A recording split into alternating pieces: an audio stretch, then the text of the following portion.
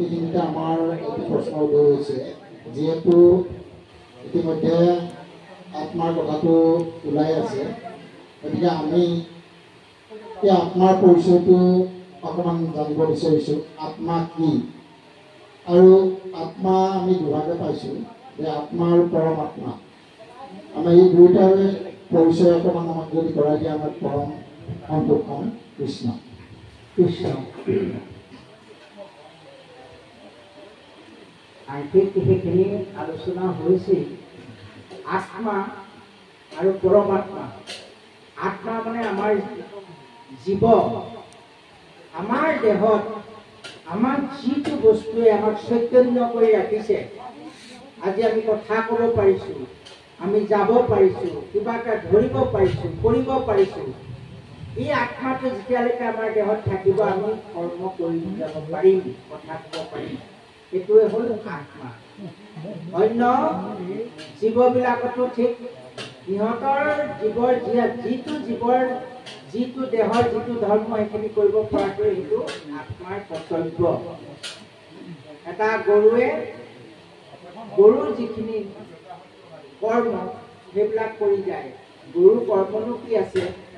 সিহঁতৰ এটা মানে 4টা বস্তু আছে, আহাৰ নিদ্ৰা ভয় মৈথুন, এই 4টা বস্তুহে আছে। সেইকেইটাকে সিহঁতে ভাল ধৰণে কৰি যাব পৰা, সেইটো জীৱৰ সেইটোৱে কাম। আমাৰো সেই 4টাই আছে, আহাৰ নিদ্ৰা ভয় মৈথুন, আমাৰো সেই 4টাই। এই 4টাতে থাকিলে তেতিয়া there is no difference between men and other animals. তেতিয়া মানুহ আৰু অন্য জীৱ জন্তুৰ মাজত একো পাৰ্থক্য নাথাকে, একেই হৈ থাকে। সেইকাৰণে মানুহ হ'বলৈ হ'লে আহাৰ নিদ্ৰা ভয় মৈথুনৰ পৰা আৰু ওপৰলৈ আগবাঢ়িব লাগিব। তেতিয়া কি আহিব? জ্ঞান বিজ্ঞান পদম ৰহস্য। তাৰপিছত জানিব লাগিব গুণ ক্ৰিয়া জাতি দ্ৰব্য, মায়াকৰণ জীৱ ঈশ্বৰ। এইবিলাক জ্ঞান যেতিয়ালৈকে নহ'ব তেতিয়ালৈকে অন্য জীৱৰ লগত মানুহৰ পাৰ্থক্য নাথাকে। গতিকে আত্মা, আমাৰ আত্মা যিটোৱে আমাক মানে জীৱিত কৰি ৰাখিছে, এই আত্মাটো মই কৈছোৱেই কেতিয়া আৰম্ভ হৈছে? জগতক সংহাৰ কৰিব এটা সময়ত প্ৰভু ভগৱন্তই গোটেই জগতখন সংহাৰ কৰি দিয়ে, শেষ কৰি দিয়ে, নাইকিয়া কৰি দিয়ে। এইটো প্ৰাকৃত প্ৰলয় বুলি কয়। প্ৰলয় 4টা আছে, নিত্য প্ৰলয়, নৈমিত্তিক প্ৰলয়, আধ্যাত্মিক প্ৰলয় আৰু প্ৰাকৃত প্ৰলয়। এই 4টা প্ৰলয়। নিত্য প্ৰলয় আমাৰ সদায় যিটো নাইকিয়া হৈ গৈছে, আমি দিনে দিনে আমাৰ ক্ষয় হৈ গৈ আছে, আয়ুসটো নাইকিয়া হৈ গৈছে আৰু আমি বৃদ্ধ অৱস্থালৈ গৈ আছো। আৰু এটা সময়ত আমাৰ এনেকুৱা অৱস্থা হ'ব আমি লৰচৰ কৰিবও নোৱাৰা হ'ব পাৰোঁ। এইটো আমাৰ নিত্য প্ৰলয় বুলি কৈছে। প্ৰত্যেক জীৱই সেইটো থাকে।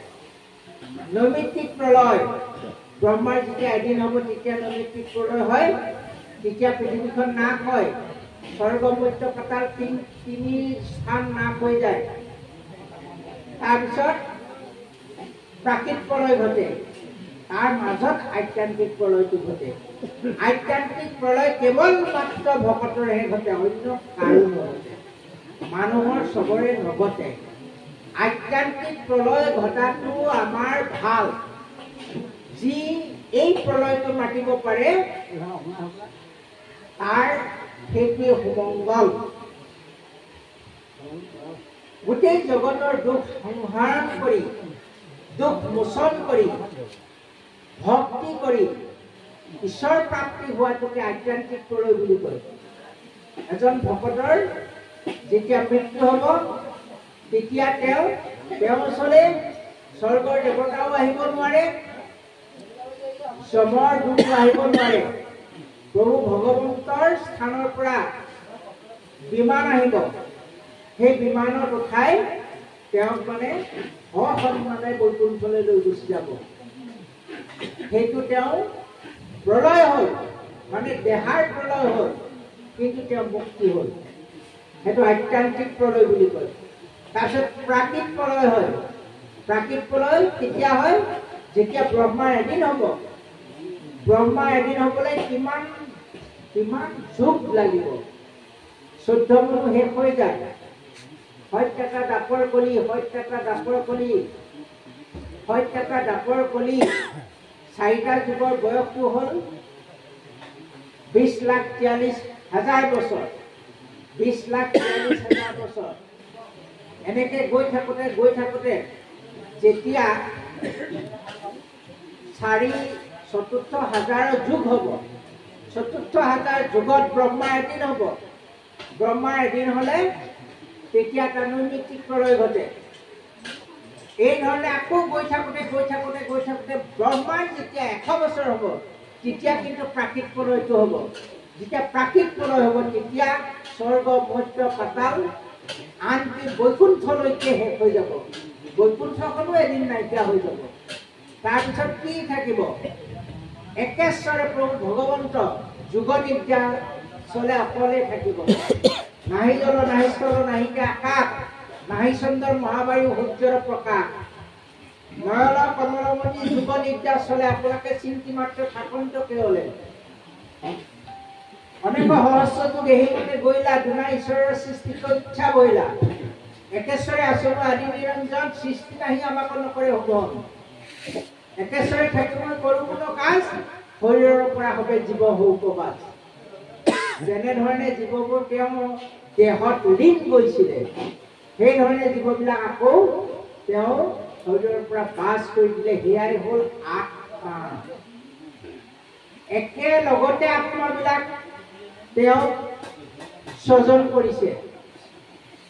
তাৰপিছত আমি কেনেকে আত্মাবিলাক একেলগতে জন্ম হৈ, কোনোবা মানুহ হলো, কোনোবা গৰু হ'ল, পক্ষী হ'ল, পশু পক্ষী, পোক পতংগ, তৃণতৰুলতা, গছ গছনি ইত্যাদি ইত্যাদি কেনেকে হলো, কেনেকে বিভাগ কৰিলে প্ৰভু ভগৱন্তই।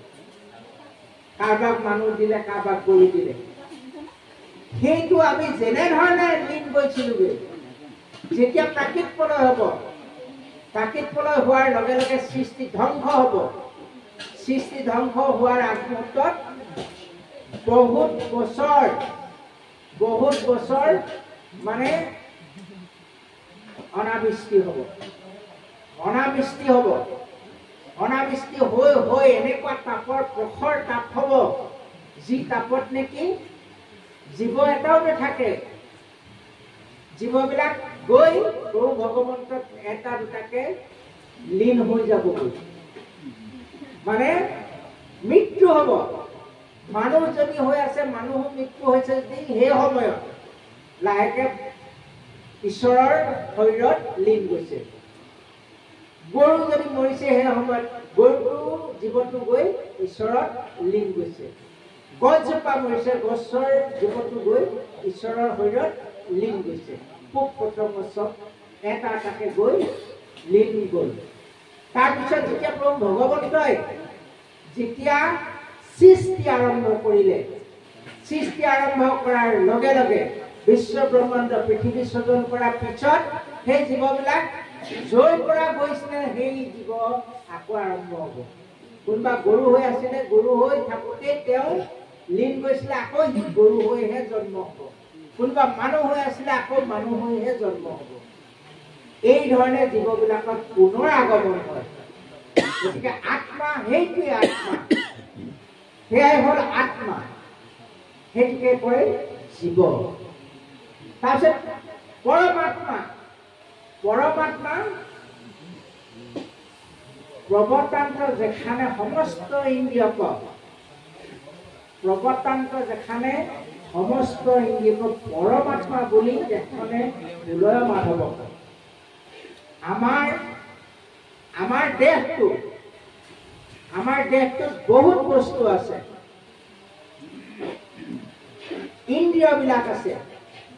10 ইন্দ্ৰিয়, পঞ্চ প্ৰাণ, একাদশ মন ইত্যাদি ইত্যাদি বহুত আছে। আৰু গোটেইখিনি প্ৰৱৰ্তাইছে কোনে? আমাৰ দেহত থকা